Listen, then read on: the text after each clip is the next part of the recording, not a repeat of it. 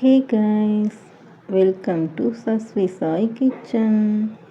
இன்றைக்கி நம்ம வீடியோவில் என்ன பார்க்க போகிறோம் அப்படின்னா, பூரி சப்பாத்திக்கெல்லாம் தொட்டு சாப்பிட்ற மாதிரி ஒரு அருமையான உருளைக்கிழங்கு கிரேவி தாங்க பார்க்க போகிறோம். அப்படியே கறிக்குழம்பு சுவையில் இருக்குங்க. வாங்க வீடியோக்குள்ளே போகலாம். அதுக்கு ஒரு பேனில் 3 ஸ்பூன் அளவுக்கு கடலெண்ணெய் சேர்த்துருக்கேன்.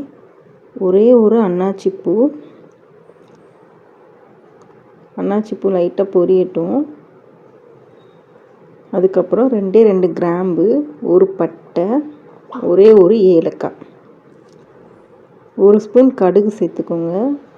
ஒரு அரை ஸ்பூன் மட்டும் பெருஞ்சீரகம், 1 ஸ்பூன் மட்டும் உளுந்தம்பருப்பு, ஒரு கொத்து கருவேப்பிலை. தாளிதம் நல்லா பொரிஞ்சதுக்கப்புறமா 2 பெரிய சைஸ் வெங்காயத்தை நான் கட் பண்ணி சேர்த்துருக்கேன்.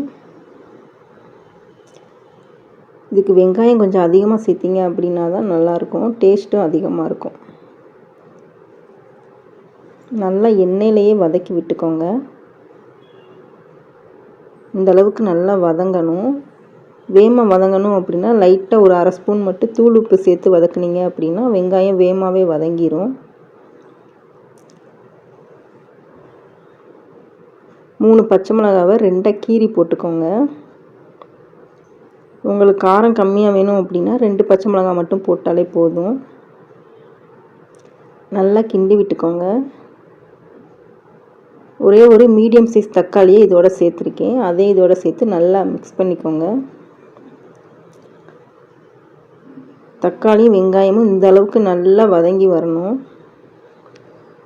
அதுக்கப்புறமா 2 ஸ்பூன் அளவுக்கு நான் கறி மசால் பொடி சேர்த்துருக்கேன். 1/4 ஸ்பூன் மட்டும் மஞ்சள் பொடி சேர்த்து நல்லா மிக்ஸ் பண்ணி விட்டுருங்க.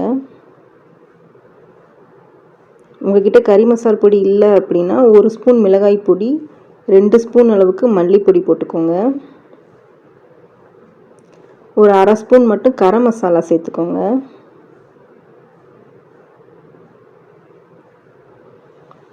இந்த அளவுக்கு நல்லா கிண்டி விட்டுக்கோங்க. தேவையான அளவுக்கு தண்ணி ஊற்றிக்கோங்க.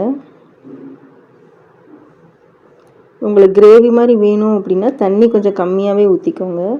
குழம்பு மாதிரி வேணும் அப்படின்னா இன்னும் கொஞ்சம் கூட நீங்கள் தண்ணி ஊற்றிக்கலாம். தேவையான அளவுக்கு உப்பு சேர்த்துக்கோங்க. நான் ஒரு அரை ஸ்பூன் அளவுக்கு உப்பு சேர்த்துருக்கேன்.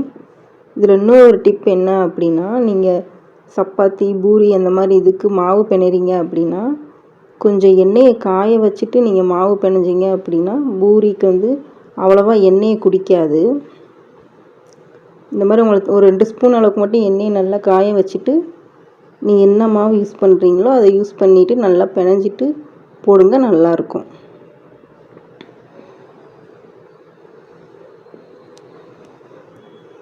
இந்த மாதிரி சாஃப்டாகவும் உங்களுக்கு கிடைக்கும்.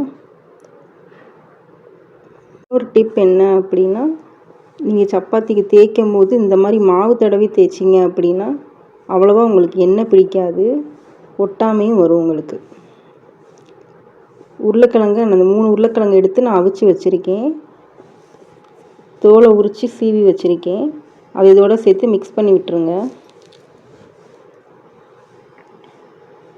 நல்லா ஒன்றோட ஒன்று மிக்ஸ் பண்ணி விட்டுருங்க.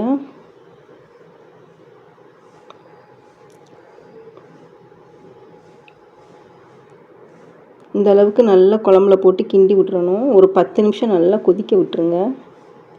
அவ்வளோதான் ஃப்ரெண்ட்ஸ், உருளைக்கிழங்கு கிரேவி ரெடி ஆயிடுச்சு.